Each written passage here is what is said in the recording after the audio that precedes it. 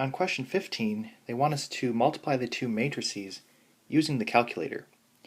So we've actually already multiplied these two matrices by hand on question 9. So we should get the same thing.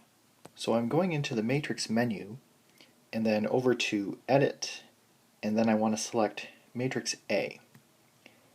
And I want to make sure that my dimensions are 2 by 3, and then I can enter in all of the numbers.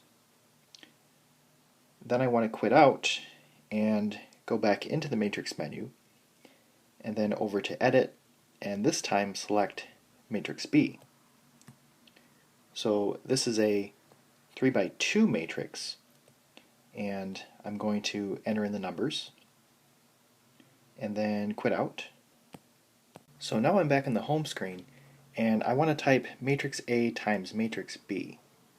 So go back into the matrix menu and under names select matrix A and press enter, and then go back into the matrix menu and press matrix B, and now on the home screen it's showing matrix A times matrix B, and press enter again and we get 16, 12, 8, and 9.